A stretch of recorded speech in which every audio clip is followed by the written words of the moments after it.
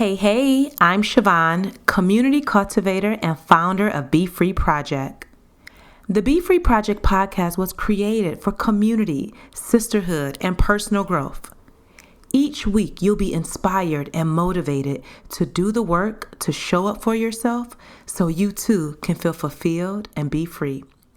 Now grab a pen and a notebook and let's get into the show. The best decision that you can make today is joining the BeFree Inner Circle at BeFreeInnerCircle.com, a community for like-minded women to find their forever friends and get accountability to do their personal growth work. Your membership includes a private, exclusive community of women who are not only showing up for themselves, but for one another.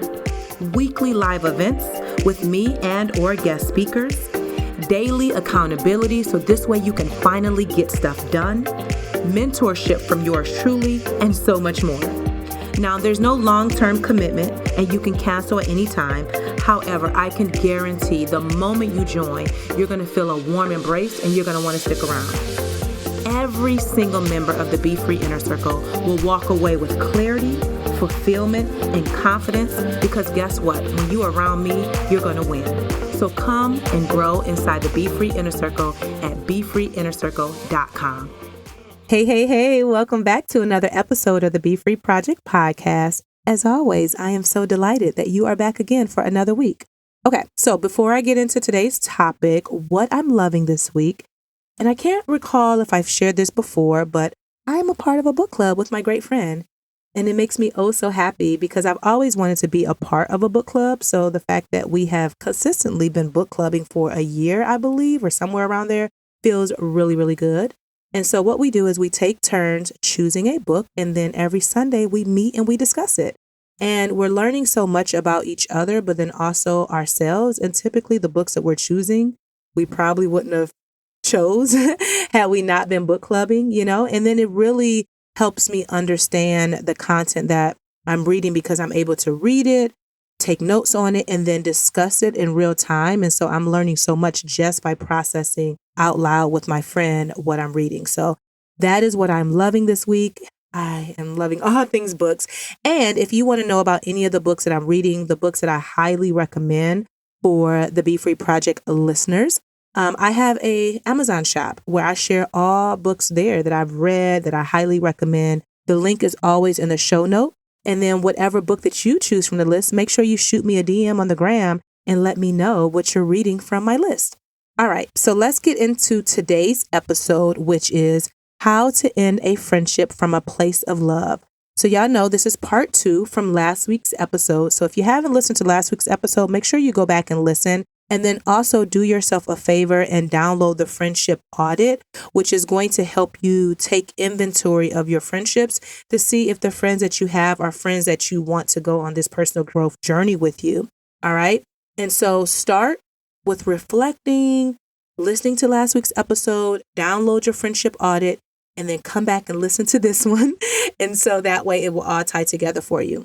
Now, I want to say that it's important to evaluate your friendships to make sure you're making a decision to end the friendship from a place of love and that you feel grounded when you're making this choice. And this is going to allow you to see if the friendship is really worth saving and you both are willing to do what it takes to keep growing. Now, you have to do this reflection, download the audit and all of that so that you can see, do I want to keep this friend or do I know that it's over, right? And I want to point out, I said this last week and it's worth repeating. It is normal that friendships end and you will outgrow one another. Everybody cannot go with you. And I used to say that all the time. And I thought I was just speaking it to my community, not realizing that I was speaking it to myself as well. And it's painful when you realize that people that are closest to you cannot go where you're going. It hurts. But what I've also learned is that people will be in your life for a reason, a season, or a lifetime. And it is up to you to understand where people, specifically your friends, fall in your life. All right, let's get into it. How to end the friendship when you're clear that it is over. Now, you can let it naturally fade out by stop reaching out, stop calling, stop texting, stop engaging on social media, stop making plans. All the things that you would do to keep the friendship alive you can let it naturally close by reducing the interactions that you have with your friend. Next, you can reach out to your friend and you can say, hey, I want to have a conversation with you about our friendship, and be very open to what they have to say, right? And be intentional about having a healthy conversation where you feel both seen, heard, and understood. And how you can set this up is you can invite them to coffee, dinner, or maybe even meet at a park. And I recommend that you set an intention before the meeting on what you want to get from the conversation. Like, what are you hoping to accomplish? And then express how you feel in the friendship, and do not, I repeat, do not focus on what they've done wrong. Naturally, what will happen if you focus on what they've done wrong is they're going to be hurt and they're going to be defensive because they're probably not prepared for the conversation of ending the friendship. So focus only how you feel about the friendship and how you want it to end. All right. Another thing that you can do is send a clear text message. You can write a letter. You can send an email letting your friend know why you want the friendship to end. Or if let's just say you're not there yet, where you've done the friendship audit, you're still thinking through everything, you can decide for a period of time to just take a break. Maybe you're not ready for the friendship to end, but you need space. You can definitely put that out to your friend. And then if it's meant to be, you can return at a time that feels right to you, right? So those are just a few ways that if you are ready to end the friendship, these are just some practical ways that you can do that. Keep in mind, there is no right or wrong way to do this. You get to choose whatever feels right to you. So if you feel like, oh, I'm just going to naturally let it fade out. If you feel like I want to have a conversation with her, I want to send her a letter, I want to write a text or something like that, or I just want to take a break. Like, you get to choose whatever feels right and how you want to end the friendship and bring closure. Now, a few key things that I want you to know. How your friend feels about ending the friendship is not your responsibility. It is not your responsibility of how they react and how they respond. What is your responsibility is that you express clearly how you feel and that you want the friendship to be over. Don't take any part of their response personally. They have a right to feel however they feel, but you don't have to take it personally. Allow them to express themselves if they choose to. That's totally fine. The next point I want to make is that grief is real and it's normal to grieve the ending of a friendship because you've shared time with this person. Y'all kicked it. You've shared secrets. You've done all the things. And so when the friendship is coming to an end and it's over, it's natural to feel pain. It's natural to grieve. So allow yourself space to feel all of your feelings and don't rush yourself out of your grief. Be honest and clear with how you feel and do not, I repeat, do not blame or point fingers. When you're having a conversation with your friend about the friendship being over, use I statements and take ownership for your part and how you want to move forward.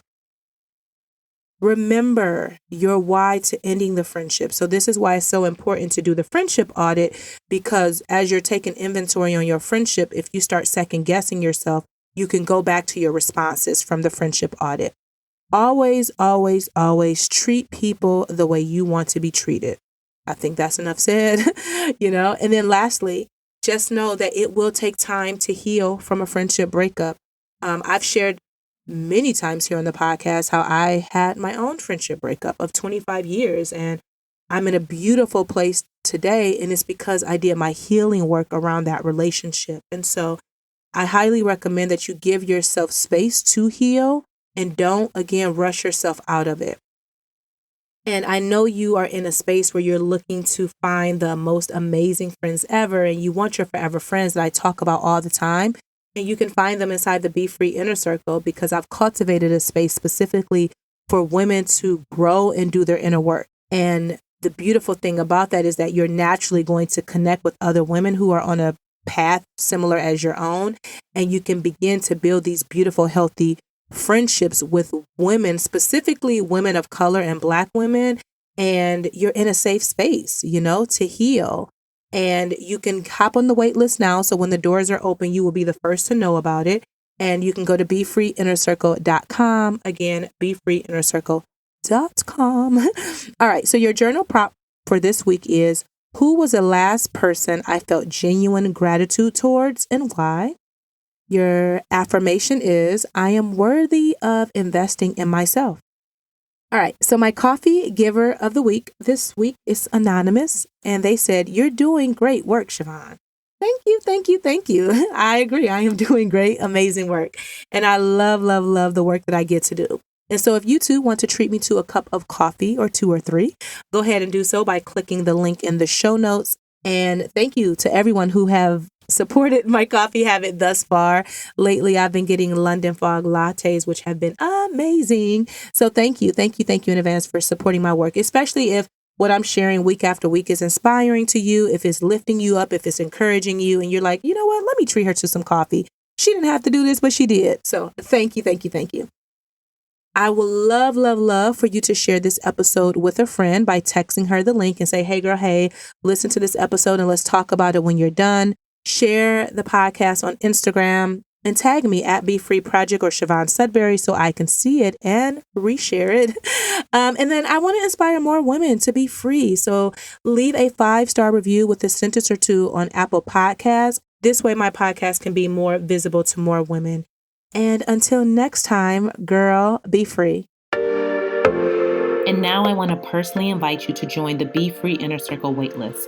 That's right, the doors are currently closed. However, I want you to head over to BeFreeInnerCircle.com, add your name and email address to the list, and when the doors open, you will be the first to know. This will be your last chance to become a member this year. So again, go to BeFreeInnerCircle.com so you don't miss out.